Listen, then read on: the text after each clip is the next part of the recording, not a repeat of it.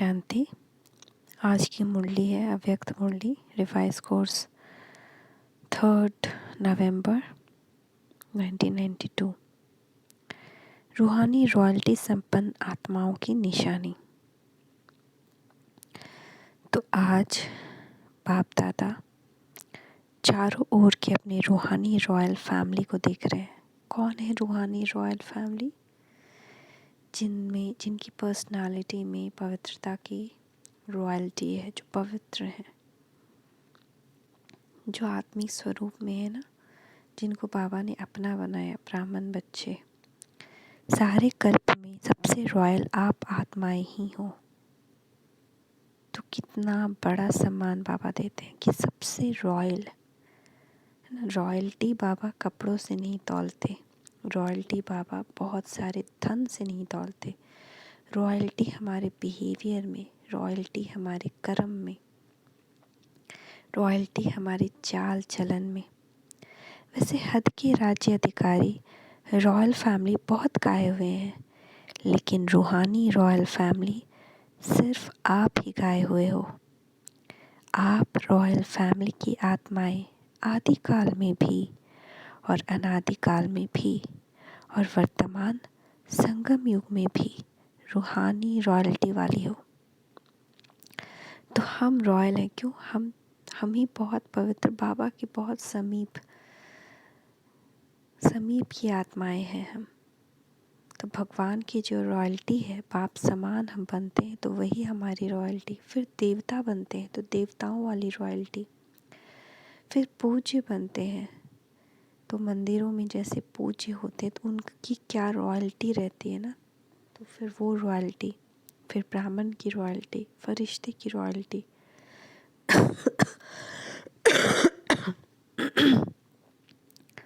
तो आदिकाल में भी और अनादिकाल में भी और वर्तमान संगम युग में भी रूहानी रॉयल्टी वाली हो।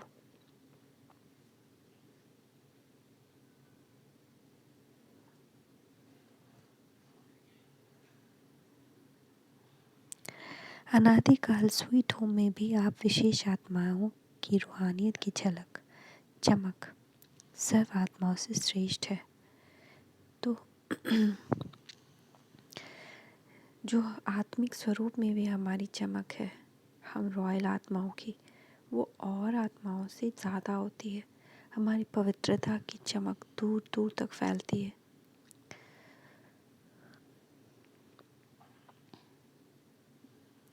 आत्माएं सभी चमकती हुई ज्योति स्वरूप है, फिर भी आपकी रूहानी रॉयल्टी की चमक अलौकिक है। तो अलौकिक जैसे सब सितारों में भी एक सबसे चमकदार सितारा होता है, वैसे ही बहुत सारी आत्माओं में सब ज्योतिर्मय स्वरूप है, लेकिन उसमें हम ज़्यादा चमकीले, ज़्यादा ब्राइटर, ज़्यादा रॉयल होते हैं। जैसे साकारी दुनिया में आकाश के बीच सितारे सब चमकते हुए दिखाई देते हैं, लेकिन कोई विशेष चमकने वाले सितारे स्वतः ही अपनी तरफ आकर्षित करते हैं। लाइट होते हुए भी उन्हों की लाइट विशेष चमकती हुई दिखाई देती है।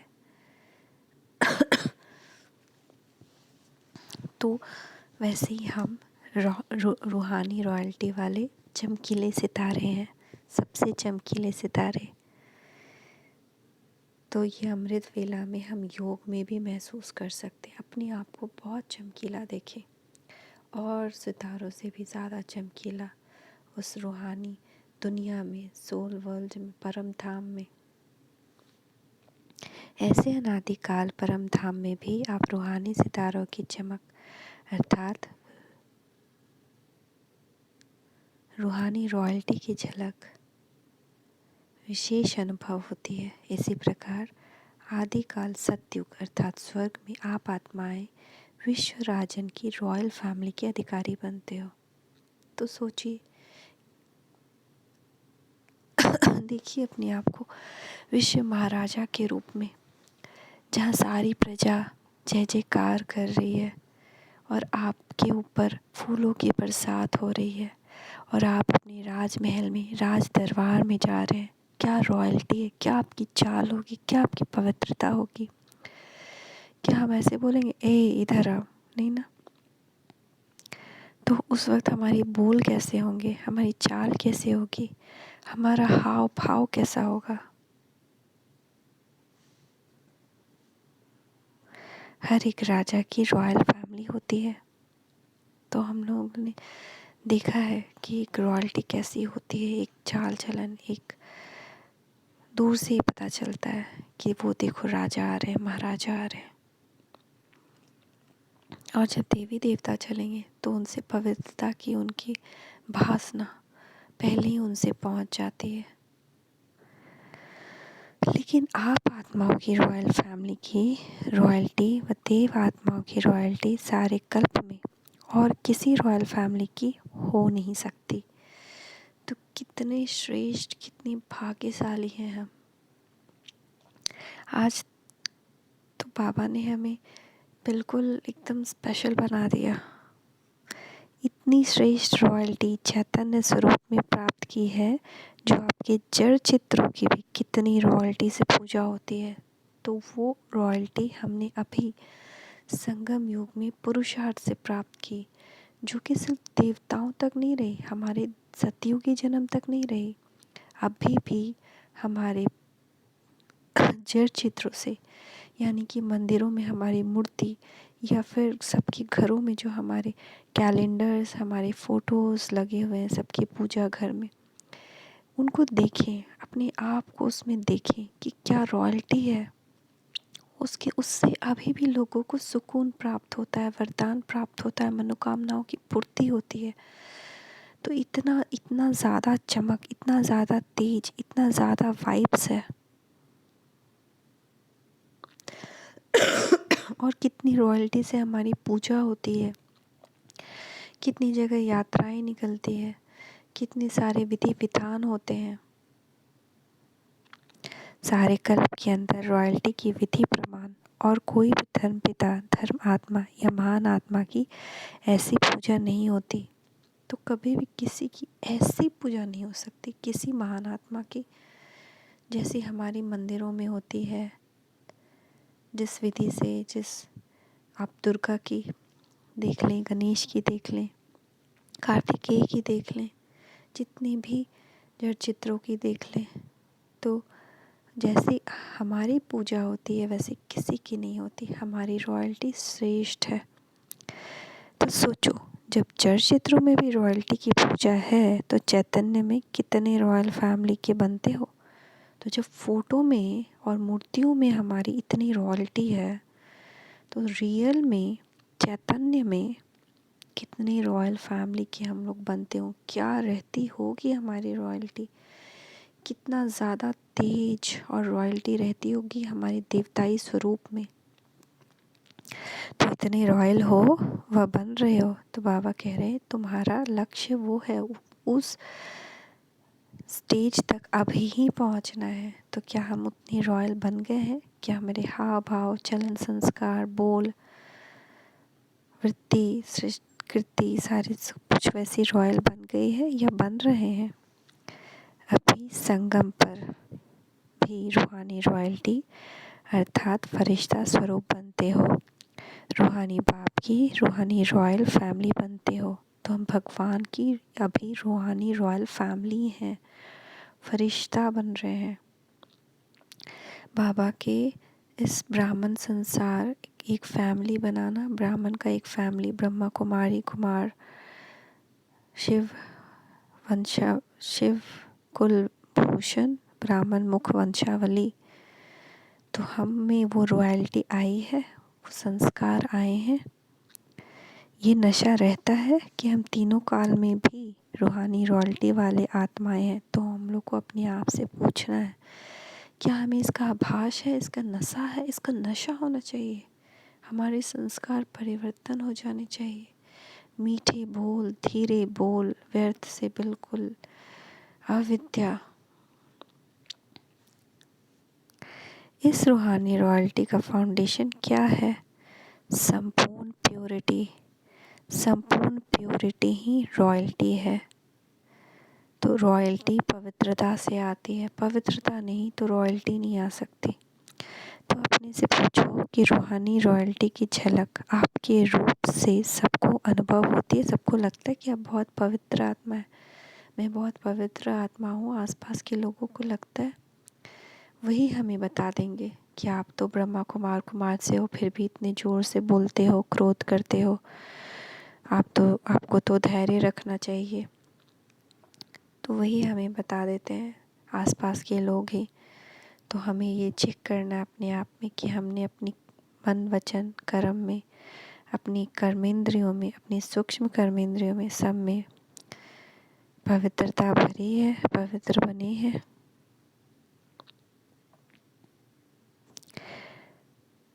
रूहानी रॉयल्टी की फलक और झलक मिलनी चाहिए। तो रूहानी रॉयल्टी की फलक हर चरित्र से अनुभव होती है।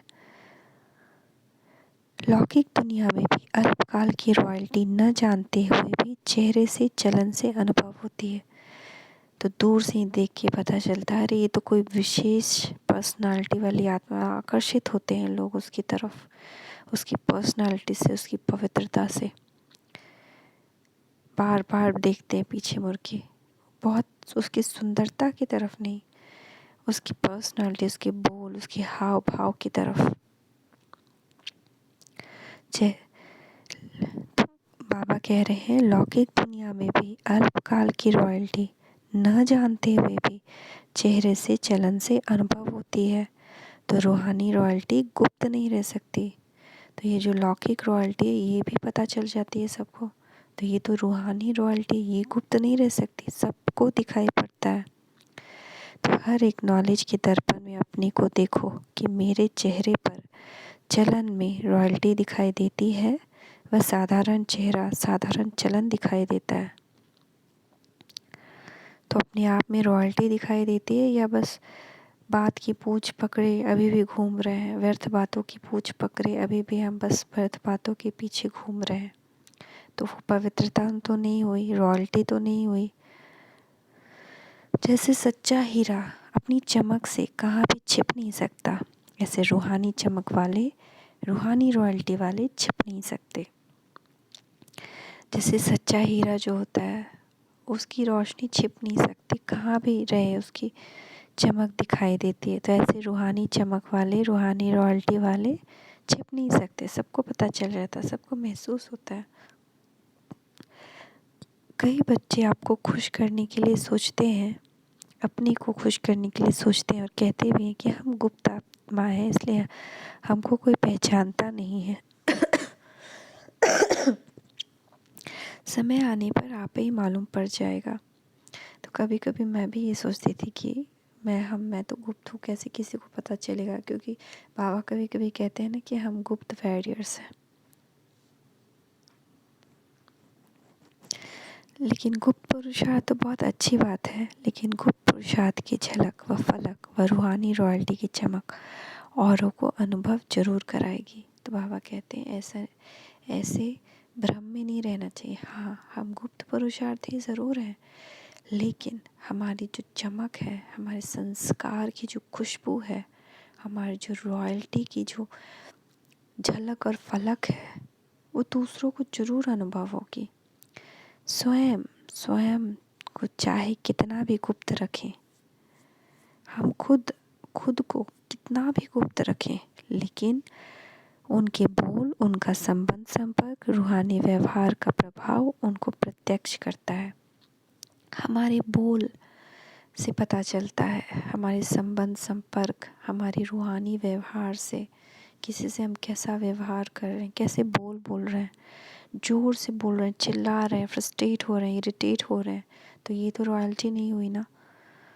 मीठा बोल रहे हैं, शांत हैं, दूसरे को बोलने का मौका दे रहे हैं, सबका सुन रहे हैं, है ना। बहुत अधीर नहीं हो रहे हैं, मीठा बोल रहे हैं, धीरे बोल रहे हैं, किसी को मुख से दुख नहीं पहुंचा रहे हैं। तो ये रॉयल्टी, ये व्यवहार उनको प्रत्यक्ष करती है, हमें प्रत्यक्ष करती है, जिसको साधारण शब्दों में दुनिया वाले बोल और चाल कहते हैं। तो स्वयं को प्रत्यक्ष नहीं करते, गुप्त रखते, यह निर्माणता की विशेषता है। लेकिन दूसरे उनकी बोलचाल से अनुभव अवश्य करेंगे। तो हम खुद अपने बारे में ढिंढोरा नहीं पीटते हैं, ये बहुत अच्छी बात है, ये निर्माणता है। लेकिन दूसरे लोग स्वतः ही हमारे व्यवहार से महसूस करें कि नहीं, इस आत्मा में परिवर्तन आया, ये आत्मा बहुत रॉयल हो गई है, बहुत श्रेष्ठ हो गई है, बहुत चेंज हो गई है। दूसरे कहें कि यह गुप्त पुरुषार्थी हैं। अगर स्वयं वो कहते हैं कि मैं गुप्त पुरुषार्थी हूँ, तो ये गुप्त रखा, ये प्रत्यक्ष किया। कह रहे हो गुप्त, लेकिन बोल रहे हो मैं गुप्त पुरुषार्थी हूँ, ये गुप्त हुआ। अगर हम किसी और को बोलते हैं भैया मैं तो गुप्त पुरुषार्थी हूँ, दूसरे को नहीं बोलना है, खुद के अंदर रखना है। लेकिन वो जो रॉयल्टी है वो हमारे चाल चलन में सबको पता चले। बहुत पत्र में भी लिखते हैं कि हम गुप्त पुरुषार्थियों को निमित्त बनी हुई दादियाँ नहीं जानती।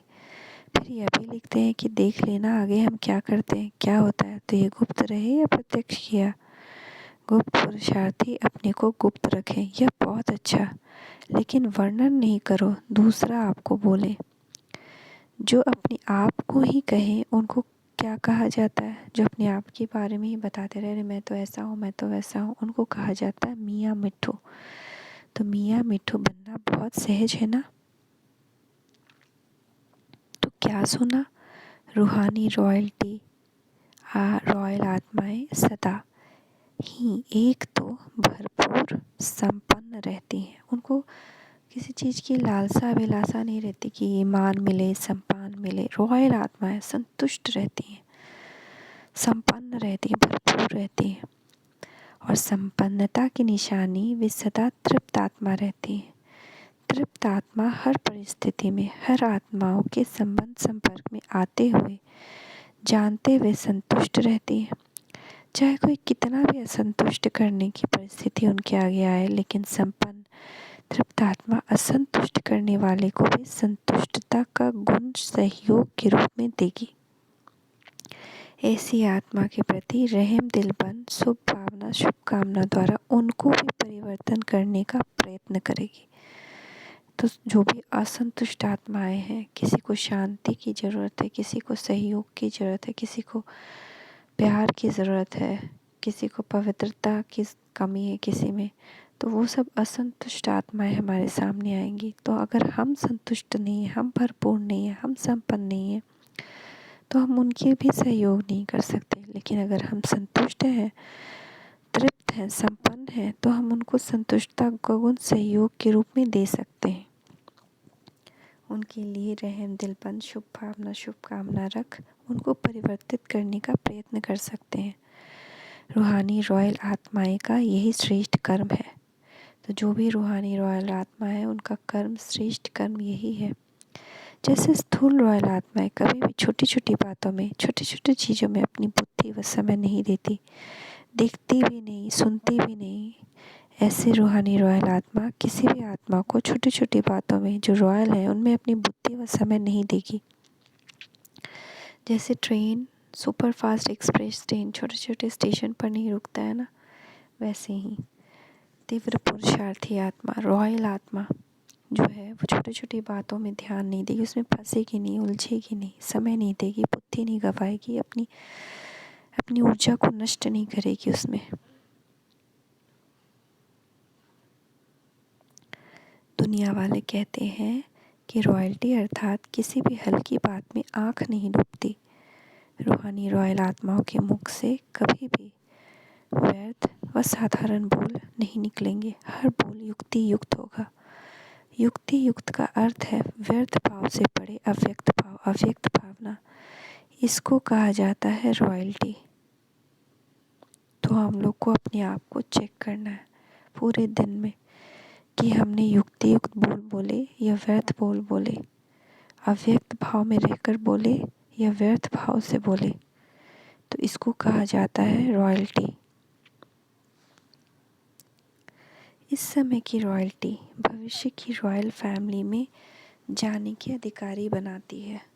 तो अभी जो रॉयल्टी रहेगी तभी हम रॉयल फैमिली में जाएंगे। तो चेक करो, वृत्ति रॉयल है। वृत्ति रॉयल अर्थात शुभ भावना, शुभ कामना की वृत्ति से हर एक आत्मा से व्यवहार में आए।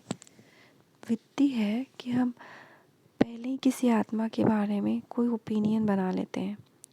अभी जैसे कि कोई बच्चा किसी चीज़ को तोड़ देता है, कोई खिलौना तोड़ दे या कोई गलती कर दे, तो स्वतः ही व्यर्थ वृत्ति वाले, कभी हम आत्माएं ही जब व्यर्थ वृत्ति में होते हैं तो क्या करते हैं, साधारण वृत्ति कि उसको कहेंगे अरे ये तो सारी चीज़ें ही तोड़ता है, ये है वो है। लेकिन शुभ भावना शुभ कामना से ये सीख रहा है ना, ये भी विशेष आत्मा है, ये भी सीख रहा है और जल्दी सीख जाएगा। यह अपनी गलती को हमेशा सुधारता है। तो ये शुभ कामना की वृत्ति से अगर हम उस आत्मा के से व्यवहार में आते हैं तो ना ही हमें क्रोध आएगा, विकारों में फंसेंगे और ना ही विकर्म होगा। रॉयल दृष्टि अर्थात सदा फरिश्ता रूप से औरों को भी फरिश्ता रूप को देखे। कृति अर्थात कर्म में सदा सुख देना, सुख लेना, श्रेष्ठ कर्म के प्रमाण संपर्क में आए, ऐसे रॉयल बने हो कि बनना है। तो तीनों को हमें देखना है।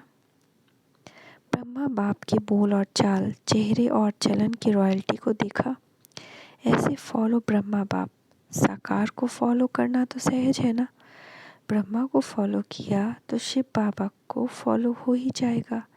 एक को तो फॉलो कर सकते हो ना। बाप समान बनने के पॉइंट्स तो रोज़ सुनते हो। सुनना अर्थात फॉलो करना। कॉपी करना तो सहज होता है ना, कि कॉपी करना भी नहीं आता।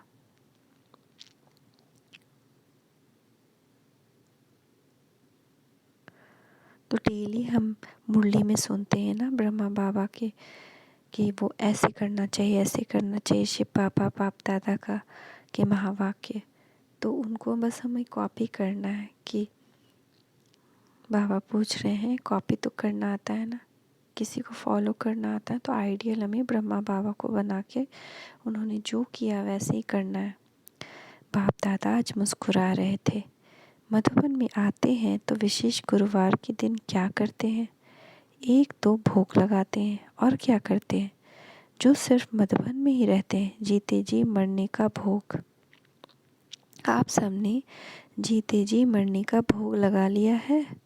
बाप दादा मुस्कुरा रहे थे। जीते जी मरना कहकर मनाना तो सहज है, स्टेज पर बैठ गए, तिलक लगा लिया, मर गए। लेकिन जीते जी मरना अर्थात पुराने संस्कारों से मरना।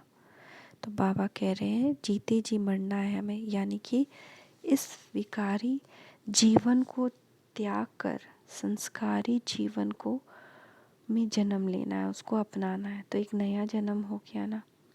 एक तो हम रावण के संस्कारों के साथ जी रहे थे, तो उसको जब त्याग दिया तो वो जीवन खत्म, यानी मर गए।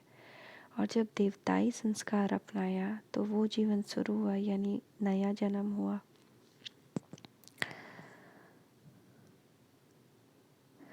जीते जी मरना अर्थात पुराने संस्कारों से मरना, पुराने संस्कार पुराने संसार की आकर्षण से मरना, यह है जीते जी मरना। भोग लगा दिया, भंडारी में जमा कर दिया और जीते जी मरना हो गया। यह तो बहुत सहज है, लेकिन मर गए। बाप दादा सोच रहे थे कि पुराने संसार और पुराने संस्कार, इससे सदा के लिए संकल्प और स्वप्न में भी मरना मनाना, ऐसा जीते जी मरना कौन और कब मनाएंगे कि स्वप्न में भी वो पुरानी दुनिया के रावण संस्कार ना आए, संकल्प में भी वो रावण संस्कार ना आए। ऐसा मेरे बच्चे कब मनाएंगे, ऐसा बाबा सोच रहे थे। अगर स्टेज पर बिठाते हैं तो सबके साथ बैठ जाते हैं। स्टेज पर बैठना यह तो कॉमन बात है, लेकिन बुद्धि को बिठाना, इसको कहा जाता है यथार्थ जीते जी मरना मनाना। मतलब बुद्धि में बिठाना है इस बात को कि हम मर चुके हैं पुराने संस्कार से। बुद्धि से हमें पुराने संस्कार को हटाना है। जब मर गए, मरना अर्थात परिवर्तन होगा। तो ऐसा जीते जी मरना, उसके लिए कितने तैयार होंगे कि सेंटर पर जाके कहेंगे कि क्या करें, चाहते नहीं थे लेकिन हो गया। यहाँ तो जीते जी मरना मना कर जाते हैं, फिर जब कोई बात सामने आती है तो जिंदा हो जाते हैं। ऐसे नहीं हो करना। तो बाबा कह रहे हैं मरना तो मनाते हैं कि हाँ बाबा हम जीते जी मर गए, लेकिन फिर कोई सिचुएशन आती है तो फिर से विकारों में, वही रावण संस्कारों में चल जाते हैं और कहते हैं क्या करे, हो गया तो ये तो फिर से जिंदा हो गए। तो बाबा कह रहे हैं ऐसा नहीं करो, मर गए तो मर गए। यादगार में भी दिखाते हैं कि रावण का एक सिर खत्म करते थे तो दूसरा आ जाता था। यहाँ भी एक बात पूरी होती है तो दूसरी पैदा हो जाती है। फिर समझते हैं हमने तो रावण को मार दिया, फिर यह कहाँ से आ गया। लेकिन जैसे बाबा कह रहे रावण के 5 संस्कार स्त्री और 5 रावण के संस्कार जो पुरुष के हैं, तो वो जब उसका सर काटते थे तो फिर से आ जाता था। तो उसका नाभि से, उसकी जड़ से उसको काटा गया, उसमें तीर चलाया गया, तब वो पूरा रावण मरा। तो उसी तरह बाबा कह रहे हैं कि मूल फाउंडेशन को समाप्त न करने के कारण एक रूप बदल दूसरे रूप में आ जाते हैं। तो ये दुर्गा स्वरूप का भी बात है कि जब दुर्गा की लड़ाई महिषासुर से हो रही थी, यानी शक्ति की लड़ाई विकारों से हो रही थी, तो विकार रूप बदल बदल के आ रहा था, कभी भैंस के रूप में, कभी किसी के रूप में। तो इससे पहले कि विकार किसी भी रूप में इमर्ज हो, उसको जड़ से ख़त्म कर दिया, तो वो शक्ति का यादगार है। तो इसी तरह से रावण का भी वही यादगार है। तो फाउंडेशन को ख़त्म कर दो तो रूप बदल के माया वार नहीं करेगी, सदा के लिए विदाई ले लेगी। समझा क्या बनना है? रूहानी रॉयल्टी वाले मूल फाउंडेशन, अंदर से रूट से संस्कार के बीज को ही ख़त्म कर देना है। योग से, दृढ़ता की शक्ति से सदैव यह चेक करो कि हम कर्म रूहानी रॉयल परिवार के प्रमाण है हमारे कर्म। तो हमेशा हमको चेक करना कि हर कर्म रूहानी रॉयल्टी परिवार वाले हैं हमारे। जब 99% बोल, कर्म और संकल्प रॉयल्टी के हों, तब समझो भविष्य में भी रॉयल फैमिली में आएंगे। ऐसे नहीं सोचना हम तो आ ही जाएंगे, नहीं, जब सब कुछ बिल्कुल रॉयल हो तभी आएंगे। बोल, कर्म और संकल्प, हमारे बोल, हमारे कर्म और हमारी सोच, विचार, संकल्प। चलो संपन्न नहीं बने तो 1% फ्री भी देते हैं, लेकिन 99% रॉयल्टी के संस्कार, बोल और संकल्प नेचुरल होने चाहिए। बार बार युद्ध नहीं करना पड़े, नेचुरल संस्कार हो जाए। तो इतना ज़्यादा योग में और चार्ट रखना बहुत ज़रूरी है कि हमने आज कितना बोला, कितना मीठा बोला, क्या रॉयल्टी हमारी कमी रही। अच्छा, चारों ओर के रूहानी रॉयल्टी वाले रॉयल आत्माओं को, सदा प्योरिटी द्वारा रॉयल्टी का अनुभव कराने वाले आत्माओं को, रूहानी रॉयल्टी वाले रॉयल आत्मा को अपने गुणों को देखें। बाबा किससे बोल रहे हैं? रूहानी रॉयल्टी वाले रॉयल आत्मा को, सदा प्योरिटी द्वारा रॉयल्टी अनुभव कराने वाले आत्माओं को, सदा फरिश्ता स्वरूप के संस्कार को प्रैक्टिकल में लाने वाली आत्माओं को, सदा ब्रह्मा बाप को फॉलो करने वाली आत्माओं को, सदा श्रेष्ठ ब्राह्मण संसार में ब्राह्मण संस्कार अनुभव करने वाली आत्मा रूहानी रॉयल परिवार को बाप दादा का याद, प्यार और नमस्ते। हम रूहानी रॉयल्टी वाली आत्माओं का बाप दादा को याद, प्यार, नमस्ते, शुक्रिया बाबा, शुक्रिया। सदा अपनी शक्तिशाली वृत्ति से वायुमंडल को परिवर्तन करने वाली विश्व परिवर्तक आत्माएं होना। इस ब्राह्मण जीवन का विशेष ऑक्यूपेशन क्या है? इस ब्राह्मण जीवन का विशेष ऑक्यूपेशन क्या है? अपनी वृत्ति से, वाणी से और कर्म से विश्व परिवर्तन करना। तो सभी ऐसी सेवा करते हो, ये टाइम नहीं मिलता है, वाणी के लिए समय नहीं है, तो वृत्ति से, मनसा सेवा से परिवर्तन करने का समय तो है ना। सेवाधारी आत्माएं सेवा के बिना रह नहीं सकती। ब्राह्मण जन्म है ही सेवा के लिए, और जितना सेवा में बिजी रहेंगे उतना ही सहज मायाजीत बनेंगे। तो सेवा का फल भी मिल जाएगा और माया जीत भी सहज बन जाएंगे। डबल फ़ायदा है ना। ज़रा भी बुद्धि को फुर्सत मिले तो सेवा में जुट जाओ। वैसे भी पंजाब हरियाणा में सेवा भाव ज़्यादा है। गुरुद्वारों में जाकर सेवा करते हैं ना, वह है स्थूल सेवा और यह है रूहानी सेवा। सेवा के सिवाय समय गंवाना नहीं है।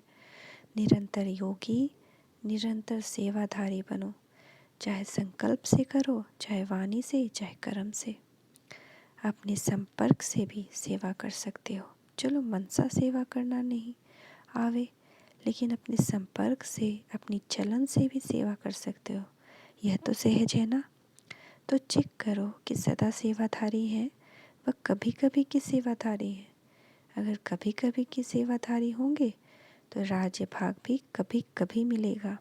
इस समय की सेवा भविष्य प्राप्ति का आधार है। कभी कोई यह बहाना नहीं दे सकता कि चाहते थे लेकिन समय नहीं। कोई कहते हैं शरीर नहीं चलता, टांगे नहीं चलती, क्या करें। कोई कहते हैं कमर नहीं चलती, कोई कहते हैं टांगे नहीं चलती, लेकिन बुद्धि तो चलती है ना। तो बुद्धि द्वारा सेवा करो। आराम से पलंग पर बैठकर सेवा करो। अगर कमर टेढ़ी है तो लेट जाओ, लेकिन सेवा में बिजी रहो। बिजी रहना ही सहज पुरुषार्थ है। मेहनत नहीं करनी पड़ेगी। बार बार माया आवे और भगाओ तो मेहनत होती है, युद्ध होती है। बिजी रहने वाले युद्ध से छूट जाते हैं। बिजी रहेंगे तो माया की हिम्मत नहीं होगी आने की।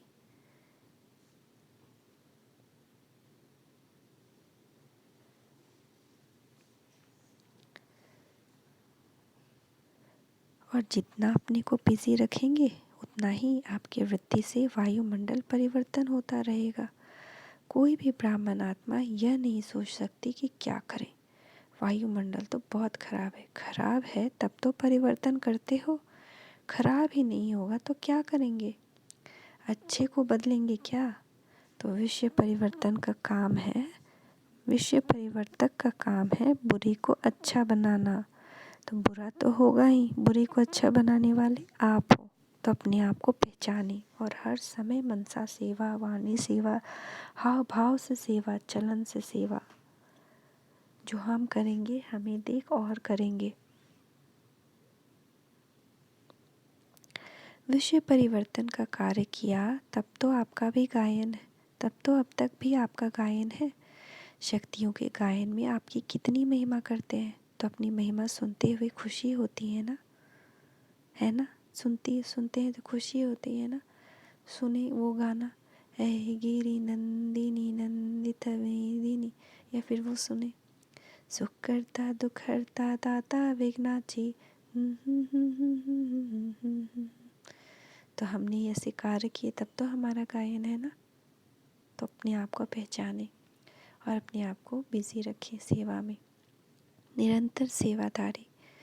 वरदान, सेवा का प्रत्यक्ष फल खाते, एवर हेल्दी, वेल्दी और हैप्पी रहने वाले, सदा खुशहाल भवा। सेवा का प्रत्यक्ष फल खाते, एवर हेल्दी, वेल्दी और हैप्पी रहने वाले, सदा खुशहाल भवा। जैसे साकार दुनिया में कहते हैं कि ताज़ा फल खाओ तो तंदुरुस्त रहेंगे।